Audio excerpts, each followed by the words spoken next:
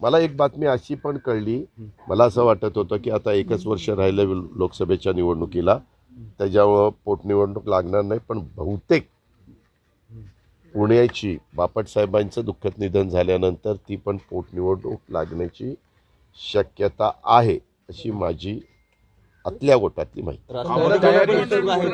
आम्ही आहे. आज राष्ट्रवादीची ताकद इतर पक्षांच्या तुलनेमध्ये आपण महानगरपालिकेत आम्ही दाखवली. आमचे 40 आमदार होते, आमच्या मित्रपक्षाचे 10 आमदार नगरसेवक होते, त्यांचे 10 होते.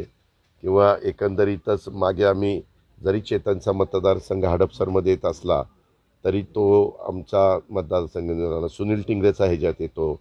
मध्ये रवींद्रला पण तुम्ही खाजगीत विचारा, त्याला निवडून आणण्याच्या करता सगळ्या आघाडीच्या उद्धव ठाकरेंची सेना, आमची राष्ट्रवादी, काँग्रेस सगळ्यांनी सहकार्य केलं, मतदारांनी सहकार्य केलं.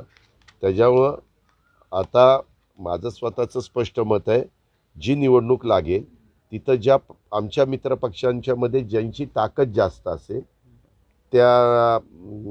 त्यांना ती जागा मिळावी. आता ताकद जास्त आहे ते कसं मोजायचं, वजन करायचं का, तर नाही. तर त्याच्यामध्ये मागं झालेल्या स्थानिक स्वराज्य संस्थांची साधारण माहिती घ्यायची, तिथं आमदारकीच्या निवडणुकीमध्ये काय साधारण कोणाकोणाला मतं पडली ती माहिती त्या ठिकाणी घ्यायची. अशी माहिती घेतल्यानंतर आपल्याला अंदाज येतो.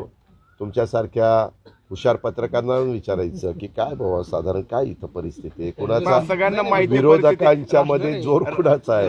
सत्ताधारीचा तर भाजप सत्तेवरच आहे, त्याच्यावर ते त्यांचा उमेदवार टाकणारच, असं आहे. पण तिघांमध्ये राष्ट्रवादीची ताकद आहे हे स्पष्ट आहे दादा. नाही ठीक आहे, तो त्यांचा अधिकार आहे.